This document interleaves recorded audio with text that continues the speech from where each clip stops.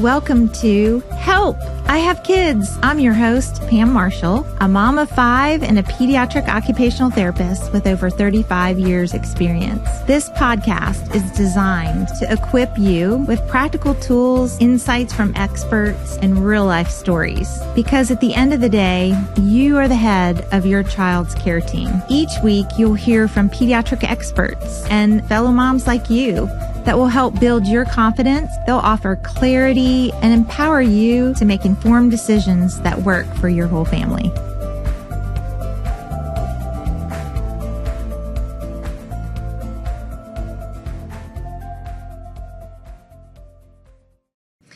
This episode kicks off our breastfeeding series. We're diving into a topic that many new moms struggle with, and that's breastfeeding pain. And we have 2 very special guests with us today, and that's Nicole Haney. She's a pediatric occupational therapist, and Rachel Lee. She's a speech language pathologist, and both are certified lactation consultants.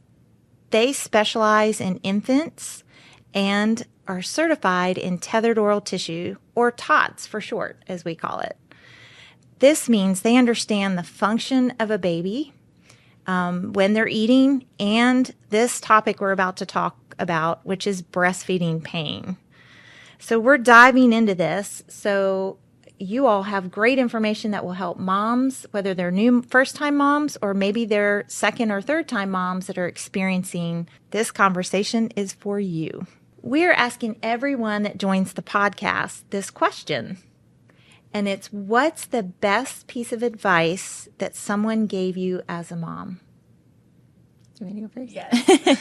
Okay. Thanks for having me today, by the way. Happy to talk about this. I would say don't be afraid to ask for help or support. I know it seems simple, but being a mom, a new mom especially, is such a big life-changing role, and it's mentally, physically, emotionally exhausting. Yes. It's just a lot to navigate. And then you have this beautiful baby you're trying to learn about and how you guys mesh and work together in this new relationship. So there's no right or wrong answers. All emotions are valid. So I would just encourage people to ask for support and don't feel ashamed about it. Yeah.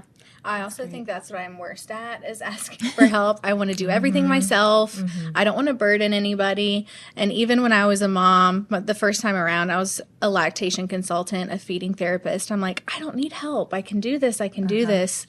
But I had such bad pain, bad breast pain, nipple trauma. And I finally did reach out for help, but it was really hard for me. It is. It's so hard for us as moms to recognize when we do need that help. Yeah.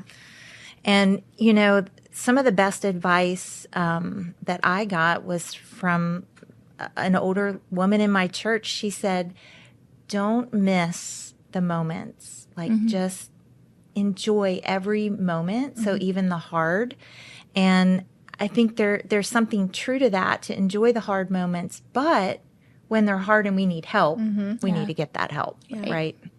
So you're both mothers who have a breastfeeding journey, and you happen to be professionals that are experts at helping mothers and their and babies through their breastfeeding journey. But I'd love to hear, tell me something that you didn't expect about your breastfeeding journey. I didn't expect to have such difficulty feeding, because I thought I had it all in the bag. I know all the things.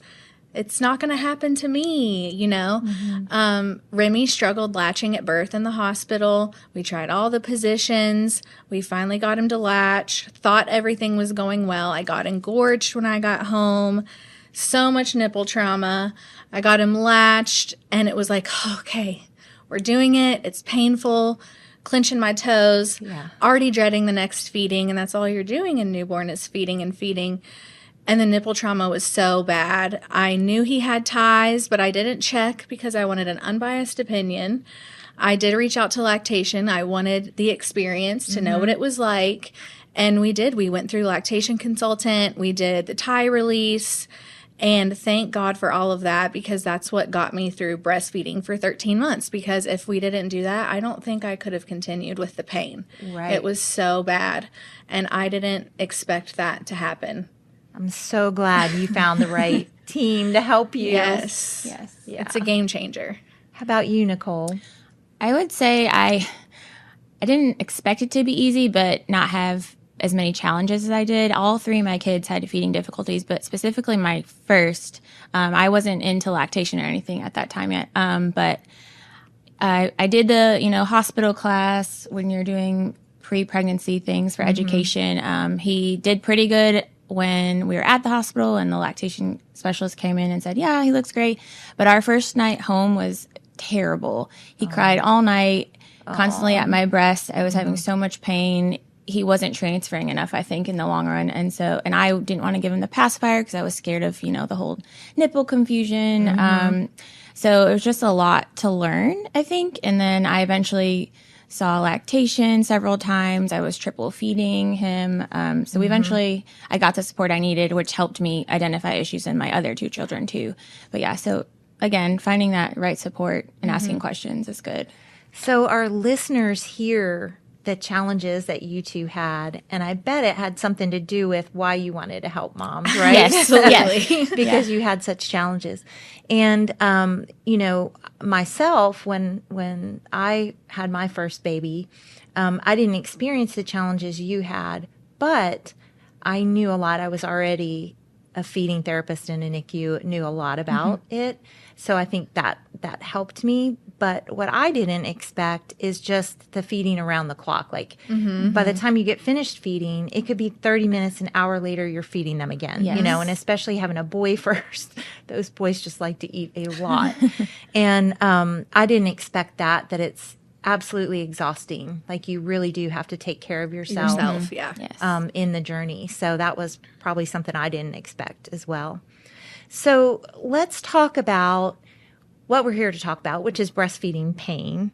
So what are the most common causes of breastfeeding pain? I feel like the two big ones are positioning, and that could be positioning of the mother or the positioning of the baby at the breast, and a shallow latch. And a poor positioning could also cause shallow latch. It's kind of a domino effect. So it's really dependent on the baby and the mother, but a lot of times a shallow latch can even not only be positioning of the baby or the mother, but also maybe oral dysfunction of the baby. Maybe baby is compensating at breast, and that's what's causing pain. So it's really important to get with someone who knows feeding and knows what's supposed to go on, so we can help identify those problems, because the problems could be a very long list. There's a lot of them. Could be, and I feel like it also could be very simple. There's certain techniques that we can observe your latch, and it could be mom's hand placement is on the baby's neck, preventing that wide open gape instead of it should be kind of at the base or the shoulders. So some of those simple things that we may be able to just tweak is also helpful too. Yeah.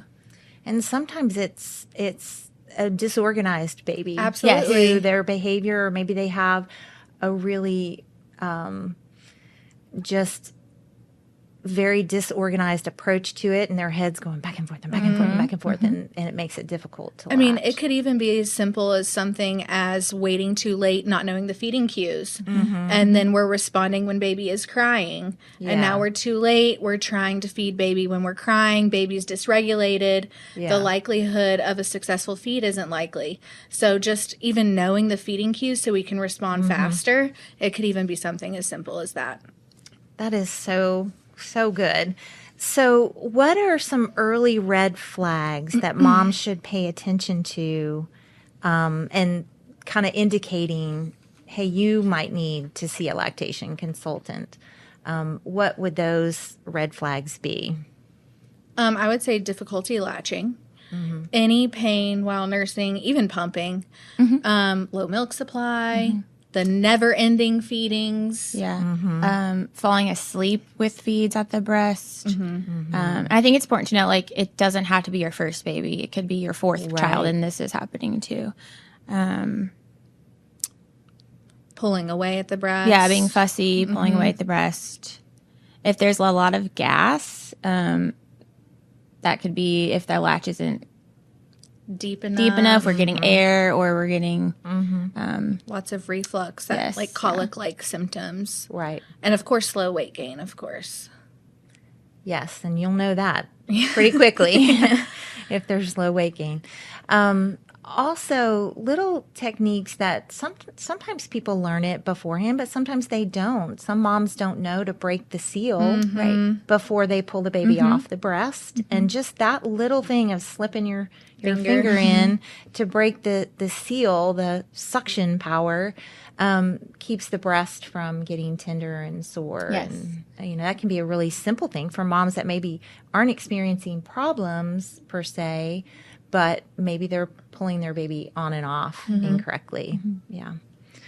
So how does your background, Nicole, you in occupational therapy and you, Rachel, in speech therapy, how does your background help you with lactation consulting? I would say outside of oral motor skills, which speech does heavily into, but OT can too. I think OT looks at the child or infant as a whole. So looking at, the baby's sensory systems, their musculoskeletal system. If there is an upset baby, we're dysregulated, so kind of giving tips for that for mom. If our GI system is really upset, using the infant massage. If we have body tension or positional preferences, knowing like, okay, if this baby might have torticollis or some restrictions, that's going to affect which side of the breast is going to work well for mom or for baby in that relationship. So it's kind of a combination of things. I think we look at that baby as a whole. Yeah. And do you think all babies have a preferred side? That's a good question. I don't know. Looking back, I feel like mine might have. Probably where they were in the womb impacts that a lot. Yeah, it does. And mom preference too sometimes. Yeah. Sometimes what feels more comfortable to you might start on that side. Yeah. Subconsciously or, prefer that side. Yeah. And for speech, like Nicole had said, we really look into oral motor skills a lot. So that's how the mouth works. Is the tongue lifting? Is it cupping? Is our mouth and lips strong enough to create that good seal and that good suction? So we are successful feeders, whether that's at the breast or the bottle. And then also we're really looking at the oral structure to rule out any other things that could possibly be contributing to feeding difficulties and that may warrant a referral to a specialist like a pediatric dentist or an ENT. So we're really looking at the mouth. And if there is digestive issues, I'm an infant massage therapist too, so I can work on those massage strokes for the abdomen and help get that constipation going, because if we're super constipated, then we don't want to eat, and it's just this domino effect. And those massage techniques are so great for moms to learn. Yes. It's so neat that that's part of what you do, is teaching them some of those techniques. Because that really helps when they go home and they're not with you to have those techniques kind of in their back pocket to use. Another thing I think that's a surprise is a lot of moms don't realize how long the tongue has to elongate and how long the nipple elongates to make a successful breastfeeding experience. And I think that's something to look for if your baby's tongue really isn't getting out there and around the nipple. That could be a sign too that they're tongue-tied, or that there's at least some tightness, whether it's body tightness. And would you recommend, if a mom listens to what you're saying going, oh, I've got most of those, we're experiencing most of those, what do you recommend? Do they go to their pediatrician? Do they go straight to find an OT or an SLP that specializes in this? What do you recommend? I would recommend them advocating to pediatrician for a referral to either a Thai savvy IBCLC, CLC, occupational therapist, speech language pathologist that knows infant feeding. Yeah. And how does a mom find out who that is? Just talk to their pediatrician? Well, there are mom support groups on Facebook. I know the Kentucky Tongue Tie support group on Facebook is a great one. Do you have any other ones? That's the main one I've seen. Yeah. And there's probably friends. If a mom has a friend, they may talk to their friend group. I know here at Marshall Pediatric Therapy, we have teams of people who can help specialize. You all are leaders in this. But definitely reaching out to your primary doctor is probably the first step. What are a few things that moms can try at home for the discomfort? As I would say, if they're experiencing pain, there are, I think you had these, Rachel, Silverette cups. Yes, Silverette they didn't have cups. those when I was breastfeeding, unfortunately. But those ice packs, you can do breast massage or compressions. There is such a thing as, if you're very engorged, a breast bath. Yeah. So that's something we can kind of educate and show moms. You have anything else? Depending on if they have like clogged ducts or something, you can do heat or ice, but shower, get the steam, lean over, let the gravity help pull those forward. Vibration even. Yeah. Those are all good Yes. suggestions. I always remember the old long time suggestion of just put cabbage leaves on your breast Yep. to relieve it.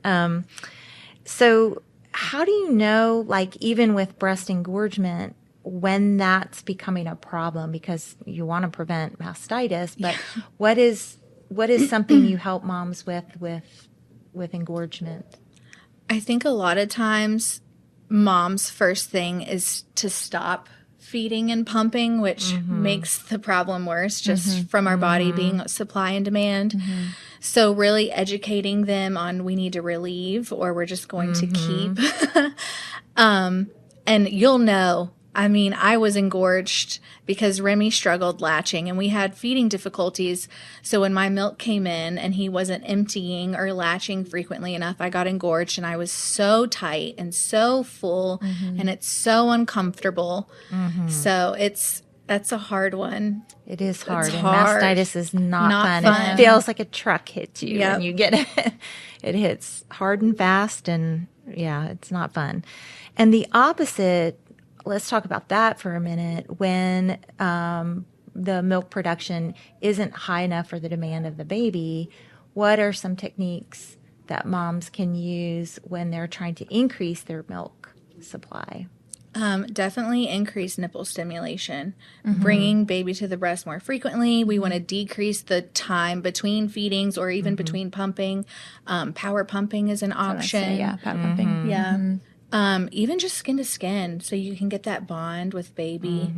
And if you're pumping and you're struggling to get that milk production, looking at videos of baby or looking at pictures of baby, keeping baby close, just so you can release your love hormones. That's a part of your milk production hormone. That's so great. That's such a thing that we don't think about or isn't talked about. I know for me, hydrating was also another thing. Like sometimes our measuring it helps because we think we're drinking more than we are. And odd thing, I would try everything from, we didn't have lactation cookies when I was, that wasn't a thing then. But one thing I did do that helped me tremendously every time was carrot apple juice. I had a juicer that I would do carrot apple juice. And for whatever reason, those carrots and the apples just would make my milk production increase, and I would get right back on track. Yeah, nutrient-dense diet. One trick I kind of did with my second and third was every morning I would put like a bottle of water spots I thought I might breastfeed. So in his room, on the couch. So every time I'm feeding, I like try to chug some water to kind of balance that out a little bit. It really helps when you're a chugger. When you struggle to get water down. We're so busy during the day. That's the times. With baby. I would do the same. Just chug it. Yeah. Or if you have those moms that the mental aspect and they're worried and they're stressed and all they're focusing on is I'm not making enough milk, and they're counting ounces and it just becomes their whole life. I've even told some of my moms to put socks on their pumps when they're pumping so they can't see it. Oh, that's and a then great it takes the idea. mental part out of it while looking at baby or looking at pictures or videos or whatever. So then you can't focus on that. Yeah. It's not an option. And I wonder environment too. Like if you could just, well, now people can pump anywhere. It feels like you really can just stick it in your shirt and go. But maybe being outside or a beautiful scenery, can help you relax and really even water imagery. Yeah, water so imagery. like if you're somewhere there is a pond or a fountain of some type, it's supposed to help too. that effect. Those are all great things to try.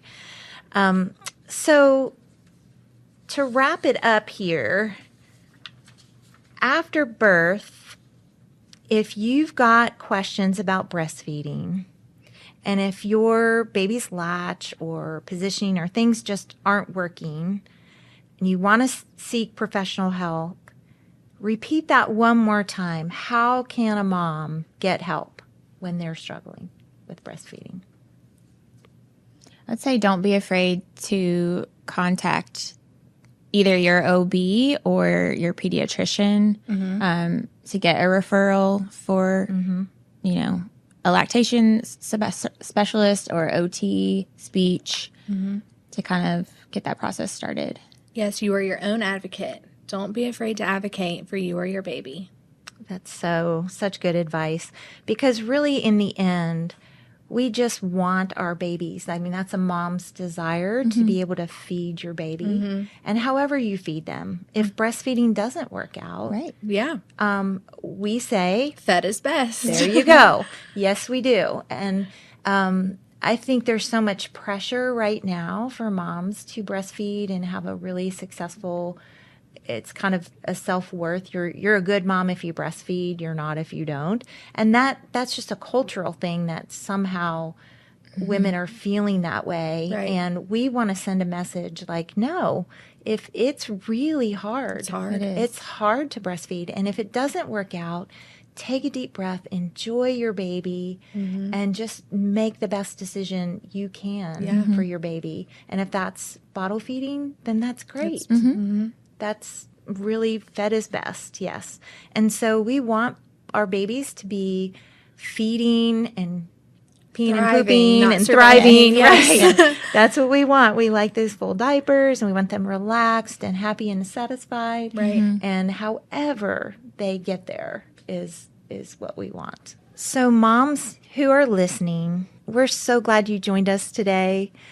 We hope that you connected to some of the strategies that might help, and we hope you feel more comfortable about seeking help. And most of all, we just want to cheer you on. You're doing a great job. We know that all moms want to feed their babies, and you've got a team of people around you. I know family, friends, and there's professionals in your community that want to help if you're struggling. And I want to thank our special guests, Rachel and Nicole. Thank you so much for sharing your wisdom and your insights. You're full of so much knowledge. Of course. I'm happy to share this. Yes. Come see us. Oh, yeah. Come see them. Yes. If you're struggling, come see them. They would love to help you. Thanks so much for listening today. Thanks so much for listening to Help, I Have Kids. If you're tuning into this podcast, that means you're a mom who's curious, committed, and ready to learn. And we see you. We'd love for you to join our Help, I Have Kids Facebook community, where moms just like you are connecting, asking questions, and encouraging each other every day. It's a space for real conversations, expert insight, and support from moms who get it, because we're all in this together. And if you know a mom who's feeling unsure or maybe overwhelmed, or just needs to be reminded that she can do it, she can advocate for her child with confidence, share this episode with her. We're building a village here, and we're glad you're a part of it.